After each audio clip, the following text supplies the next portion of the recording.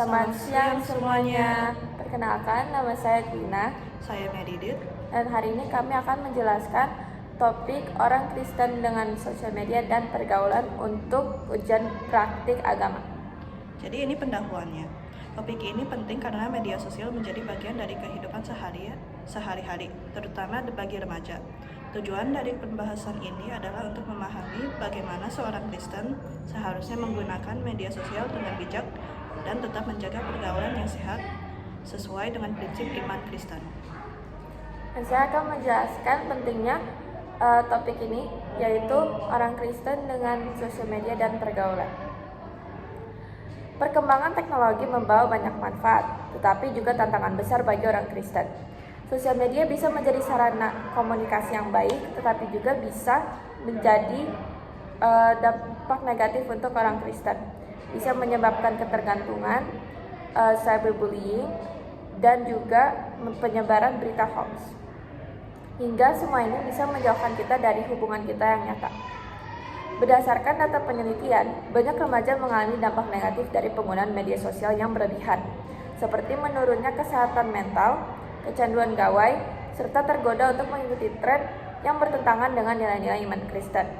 Menurut survei Komisi Perlindungan Anak Indonesia, lebih dari 71,3% anak usia sekolah memiliki gadget dan memainkannya dalam porsi yang cukup lama dalam sehari, serta sebanyak 79% responden anak boleh memainkan gadget selain untuk belajar.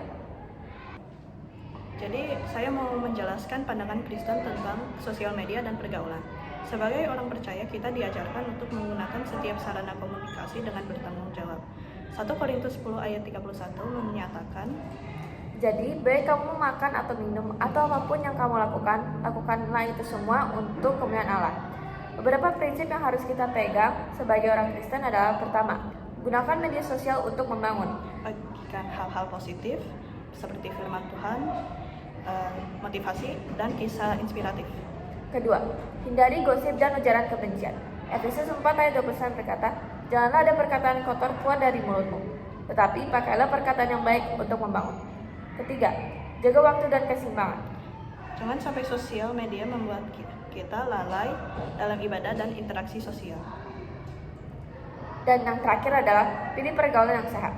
1 Korintus 19 ayat 33 mengatakan, pergaulan yang buruk merusakkan kebiasaan yang baik. Teman yang baik akan membawa kita lebih dekat kepada Tuhan, bukan malah menjauhkan kita daripada Tuhan. Dan inilah solusi berdasarkan prinsip iman Kristen. Agar dapat menggunakan media sosial dengan baik, menjaga pergaulan yang sehat, kita dapat menerapkan langkah-langkah berikut. Yang pertama adalah bijak dalam memilih konten. Pastikan apa yang kita konsumsi dan bagikan di media sosial mendukung pertumbuhan rohani dan moral. Kedua, tetapkan batasan waktu. Jangan sampai media sosial mengganggu waktu belajar, ibadah, atau interaksi dengan keluarga atau teman. Dan yang ketiga adalah kelilingi diri kamu dengan komunitas yang baik. Bergabung dengan kelompok-kelompok Kristen yang bisa memberikan pengaruh positif. Kelompok atau komunitas Kristen bisa ada di gereja atau di sekolah. Dan yang keempat adalah gunakan sosial media untuk menyebarkan kasih, seperti berbagi pesan positif, menolong orang lain, atau terlibat dalam pelayanan daring. Sebagai penutup, sebagai orang Kristen, kita harus menjaga terang dan garam di dunia, termasuk dalam penggunaan media sosial dan pergaulan sehari-hari. Dengan bijak menggunakan teknologi dan memilih pergaulan yang sehat, kita dapat menjadi teladan bagi sesama serta mendekatkan diri kepada Tuhan. Terima kasih, kami berharap semua yang kami sampaikan ini bisa berguna bagi teman-teman sekalian. Semoga kita semua bisa menjadi pengguna sosial media yang baik dan bijak, dan tetap menjaga pergaulan yang berlandaskan kasih dan kebenaran firman Tuhan. Tuhan Yesus memberkati.